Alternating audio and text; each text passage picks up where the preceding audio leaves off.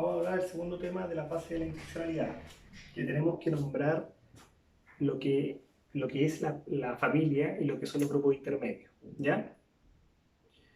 Frente a lo que entendemos por familia, es uno de estos conceptos que son bastante variables, van mutando a través de los años, ¿ya?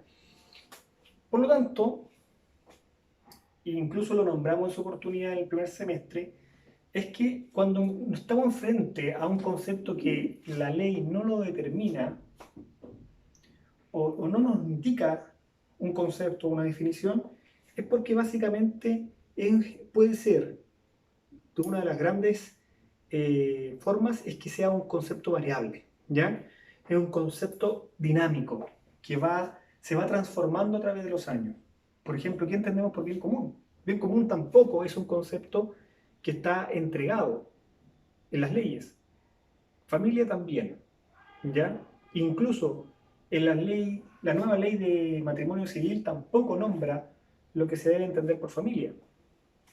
Bien, la Constitución solamente se refiere a ella en su inciso 2 en que la familia es el núcleo fundamental de la sociedad, ¿ya? O sea, tiene un carácter fundamental para la Constitución. Y que además se le dice que es un núcleo fundamental de la sociedad porque es ahí, en el seno familiar, donde el individuo se genera su carácter, su personalidad, sus habilidades, sus hábitos, sus virtudes, sus valores. O sea, tiene una formación educacional, pero no una educación solamente técnica o una educación formal, sino que estamos hablando de una educación valórica, ¿ya? Entonces, este concepto de familia, que es bastante dinámico, es lo que podemos entender para algunas personas que puede ser a través de un vínculo matrimonial, para algunas otras personas considera solamente la convivencia, para otros puede ser otro totalmente distinto, ¿ya?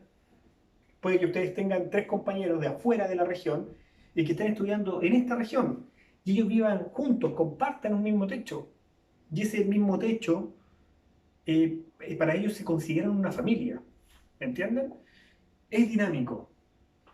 Una parte de la doctrina indica de que es una agrupación de personas, ¿cierto?, que está ligado o está vinculado a través de un vínculo de parentesco o un vínculo matrimonial o un vínculo de unión civil, ya de convivencia y unión civil. Pero otros doctrinarios indican de que este concepto no se agota solamente ahí. Ahí voy entonces para que entiendan la idea de que puede ser incluso mucho más amplio. Y para algunos doctrinarios pueden pensar de que este vínculo solamente basta que sea afectivo. Solamente siendo afectivo este vínculo podríamos estar en presencia de una familia, ¿ya? Lo otro importante de precisar del concepto de familia es cómo se protege a esta familia. ¿La Constitución la protege? ¿Hay otra norma dentro de la Constitución que protege a la familia directamente? Y básicamente no. Solamente se agota en el inciso segundo, en el primer artículo, indicando el carácter de fundamental que cumple dentro de la sociedad. Pero esta familia es protegida por otros cuerpos normativos, o sea, por otras leyes. Que ahí encontramos, por ejemplo, las materias de alimento, por ejemplo, encontramos las materias de herencia, sucesorio, ¿verdad? De las cuales van en el verdadero interés en la protección de ciertas circunstancias, ciertas situaciones de integrantes de la familia. ¿Bien? Eso con la familia. Luego tenemos el estudio de los grupos intermedios. Y los grupos intermedios, en su inciso tercero del artículo primero de la Constitución, indica que el Estado reconoce y ampara a los grupos intermedios. Los reconoce y los ampara, a través de los cuales se organiza y se estructura la sociedad y les garantiza la adecuada autonomía para cumplir sus propios fines específicos, ¿ya? Entender que los grupos intermedios, su existencia en este término, es porque en su origen la sociedad se estructura por tres estamentos. Y se reconoce al primer estamento, arriba de la cúspide, al Estado, con sus organizaciones, su agrupación de personas del ámbito público, qué sé yo, sus ramas, sus funciones. Pero en la base de esta pirámide encontramos a los individuos, ¿ya? A los individuos. Pero entre medio de los individuos y entre medio del Estado, encontramos asociaciones de personas. Usted se asocia, por ejemplo, con otra persona, con su compañero y hace una empresa, una pyme, cualquier otra entidad, corporación, organización, etcétera.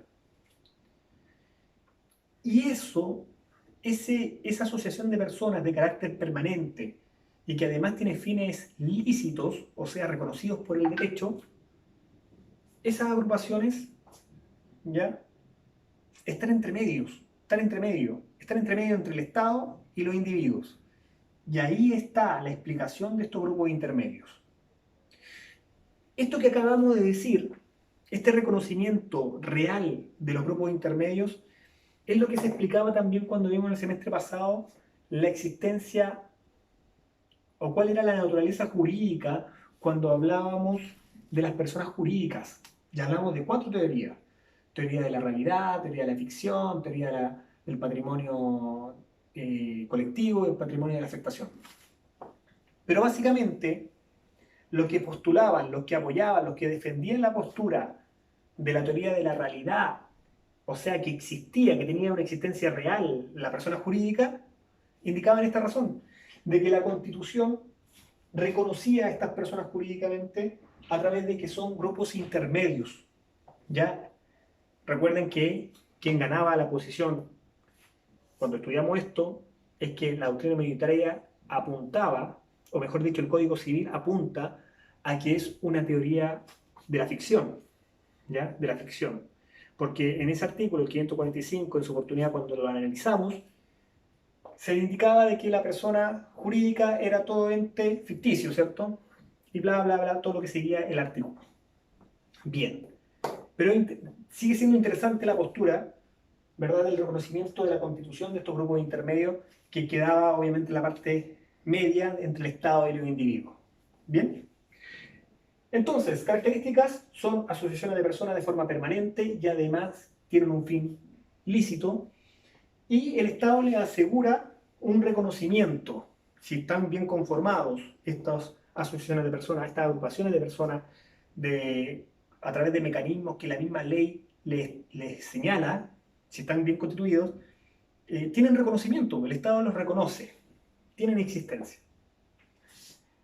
También el Estado proporciona protección, los ampara. ¿Y cómo los ampara? Bueno, le otorga a través de leyes ciertos beneficios, ciertos derechos, como por ejemplo que puedan postular a ciertos beneficios sociales, como por ejemplo que puedan adquirir otros derechos, financiamientos, que puedan adquirir atributos que son propios de la personalidad, etc. O sea, tiene, o mejor dicho, la ley le otorga herramientas, ¿ya? Herramientas que obviamente son para que puedan cumplir sus propios fines específicos por los cuales fueron creados, ¿ya? Y desde luego tienen una cierta autonomía, les proporciona el Estado cierta autonomía para que puedan cumplir sus funciones, ¿ya? Y estas funciones, o mejor dicho, esta autonomía, está dentro siempre de un marco legal. Recuerden que siempre cuando hay autonomía, libertad, etc., no es absoluta, sino que está dentro siempre de un marco legal, ¿ya? Pero dentro de ese marco legal se pueden mover, se pueden relacionar, pueden actuar.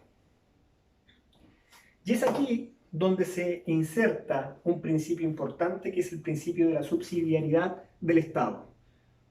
O sea, el Estado tiene sus propias funciones, que el grupo intermedio no puede intervenir en el Estado, ¿ya? Por ejemplo, estos grupos intermedios no pueden hacer una función jurisdiccional, por ejemplo, porque no tienen la función propia para hacerlo, pero sí, por ejemplo, pueden hacerse un grupo de estudio de administración pública, técnico de administración pública, para que puedan ayudar, no sé, otros fines específicos en particular. Sí lo pueden hacer. Y esos fines especiales que tiene, esos fines propios que tiene este grupo intermedio, esta asociación, el Estado tampoco se va a poder inmiscuir en esas funciones propias que tiene esta agrupación o asociación de personas.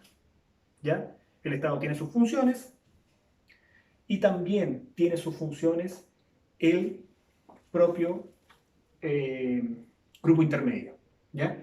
Y para que pueda cumplir sus fines especiales, obviamente no puede intervenir de forma directa o indirecta, ¿cierto? Inmiscuirse en las cosas y las funciones que tenga este grupo intermedio, ¿ya? Principio de subsidiariedad. ¿Bien? Perfecto. Vamos a pasar entonces a la tercera cápsula que se refiere frente a las bases de la institucionalidad. Nos vemos en el próximo video.